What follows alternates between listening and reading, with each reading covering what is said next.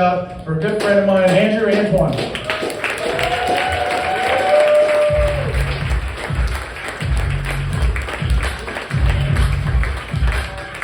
Hey!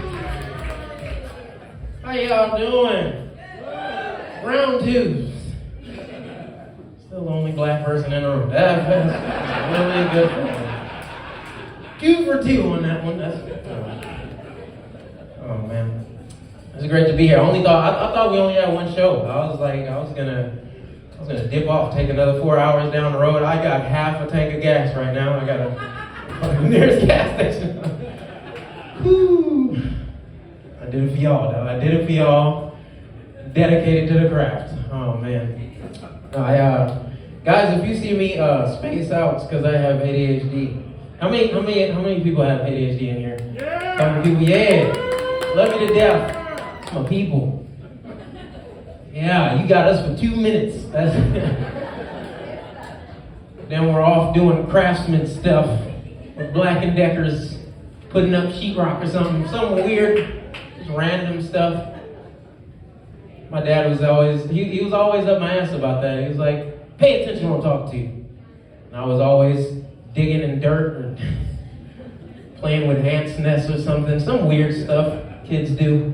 You know, I remember this one time my dad was like, Andrew, now I need you to mow the grass. I need you to clean the house, all before I get home. None of that got done. None of that. I was throwing a rock at a bee's nest trying to see how fast I could run away from a bee. I did that as a kid. Turns out you can't run faster than a bee. I got stung immediately. Never tried that again. I came home, I got an ass whooping. My dad came home, got an ass whooping. That's what it was. I got ass whoopings when I was a kid. Anybody else got ass whoopings when I was a kid? Yeah, okay. I see it, okay. I mean, it doesn't look like it, but, you know, I feel like I got traumatized. Worse, because, oh my goodness. For me, you would have thought I was in slavery. Cause the way I was, oh my God, don't cringe up on me now, but that's what it felt like. And I was like, when is this over? Like, Massa has been hitting us since I was a kid. Like, that's tired of it. I'm gonna tell y'all this. When I came to Texas, my dad told me, I was in high school when this happened. My dad told me, he was at the dinner table. He was like, Andrew, Willem, come out here. I was like, oh my God, what did we do now? Like, I always thought I was in trouble. So we got out there and he was like, I'm not gonna whoop y'all no more. I was like, oh, thank God, Jesus. The only good news I got from my parents, and he was like, yeah, it stunts your growth. And I was like, you mean to tell me I could have been in the NBA? Like, what? It was ridiculous. He asked me, we graduated high school, he asked me, man, I really thought y'all was gonna go pro. I was like, it was your fault. What the? Could have been 6'1". I'm 5'11", working for Home Depot right now. If I was 6'1", I would have been overseas dunking on somebody. I would have been proud of it. No, I work for Home Depot. I do work for Home Depot. I've been working for Home Depot for the last 5 years now. Yeah, longest relationship I ever had. Oh my goodness. It's the proudest moment of my life. One of the proudest moments of my life because, I quitted several jobs that I had. This was one of my first jobs making over $10 an hour, but I quitted like 3 jobs before that because I was just like, I'm not making ends meet, and I have to. My mom, around this time, my mom already's like, I've been planning on you to move out, so I've been trying prostitution. I tried everything. Tried OnlyFans. Come on now, I went down the list. Selling feet pics. Tried to do everything.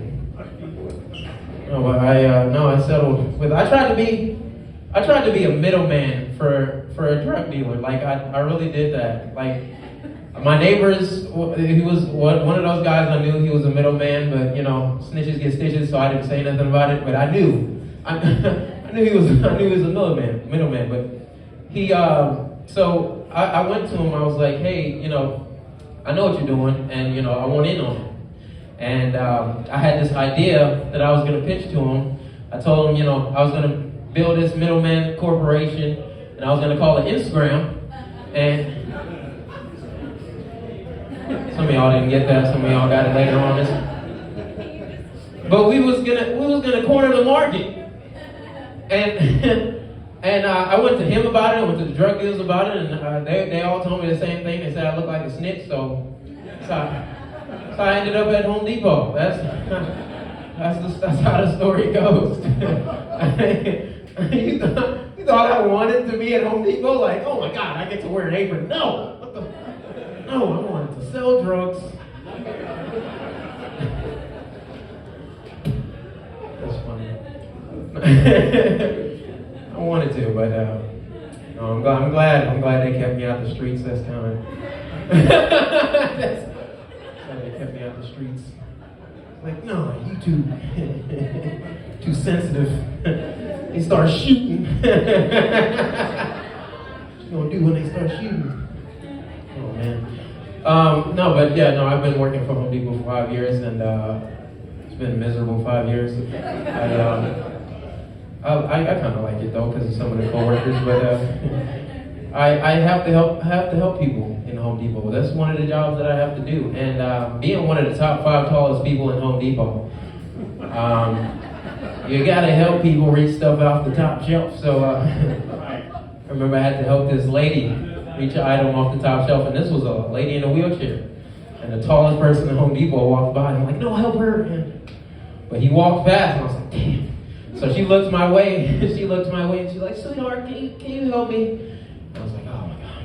So went to go help her, and she wanted something off the top shelf. Now, off the top shelf, like I could kind of tiptoe and I got it. But off the top shelf, this is something in the overhead, I couldn't even reach it. So all the ladders and machines are being used, so I was thinking to myself, how am I gonna be able to reach this off the top shelf?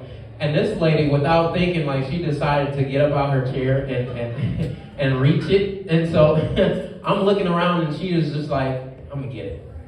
And she jumped out of the chair, fell on the ground, and I was like, oh my God, like I held the chair. I thought I was gonna catch her. I held the chair, I was like, oh my God. And then one of my African coworkers walked by and he saw it. He's like, oh my goodness. I'm like, bro, don't walk by and just not help me. Like, you got, what the hell? So now I just look like I threw a handicapped lady out of chair. And I was like, oh my God, well, how am I gonna make this look like it's not my fault? Like how, I don't have insurance. Not in good hands, none of that. Like I got nothing. Oh man, I got out of it though. Good thing my store manager is black, so it's funny. No, she got help. I had, one of the craziest things that happened in Home Depot. This dude that was naked. He like walked in naked. Nobody said nothing. Nobody did nothing. He just walked in and was like, "Where is she?" I was like, what the fuck is going on here? Like, I'm that person that's like always, I'm inquisitive. So I was just walking to doing what I had to do, my daily duties. And I saw the dude and I'm like, and I was like, oh shit, let me get behind one of these aisles so I can see what else transpires. So I'm looking from behind aisle 52 and this dude walked in and was like, where is she? And I was like, who is he looking for? And he was like, where is Keisha? And I'm like, Keisha? Ah, shit. Keisha works in like the bookkeeping. You won't see Keisha. Like she's behind the door somewhere. And he walked in, he was like, where's Keisha? And managers came up and was like, sir, you're gonna have to leave the premises. And he was like, I ain't leaving until I see Keisha. And he rubbed his dick on one of the managers, and I was like, oh my God. I was like, I gotta get this on Instagram now. Like, she was crazy. and the manager's like, oh, like he just got shot, and then and he tried to use his dick as a weapon. I was like, get back. And I ain't leaving until I see Keisha. I was like, oh my God, y'all better let him see Keisha right now. It's crazy to me, man. the security guards ended up tackling him like like he was about to score a touchdown. They just fucking stiff-armed the shit out of him. But no, they got him down, handcuffed him. Keisha came out and walked right back in the Keisha saw him and was like, oh shit. Derek, fuck. Oh man, it was crazy. I wish I was high for that moment. It would have been way funnier. Oh man, the only thing about Home Depot is that they drug test you, and so I want to keep my job, so I trying to make sure I'm sober. Oh man. Okay, I'm gonna leave y'all off on this because I love this joke. By the way, follow me. Follow me on social media. I also do skits. I also make my own videos at home. It's not porn. I promise it's not porn. I make funny videos at home also. I wanted to do it with other comics, but they're also always busy, so I tried to do it by myself. I'm gonna blow up one way, either world star, selling feet pics. I'm gonna blow up one of these categories. I'm gonna blow up in. Anyway, no, y'all follow me. Follow me on Instagram, social media, Facebook, YouTube. I make videos. He'll put it up there eventually.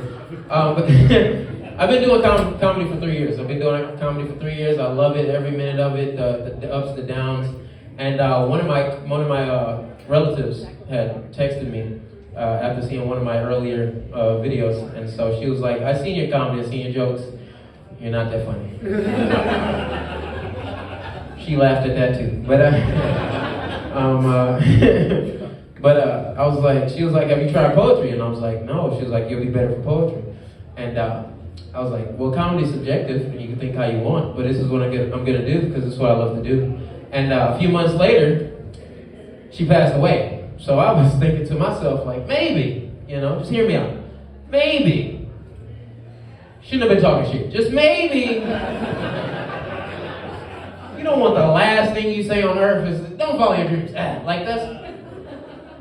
All right. You guys have been awesome. My name is Andrew Antoine. Give it up for your host, Mr. Jeremy Link, everybody. Enjoy the rest of the show.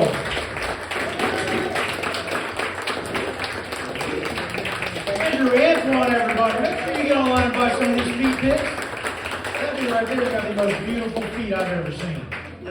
Like a Hershey.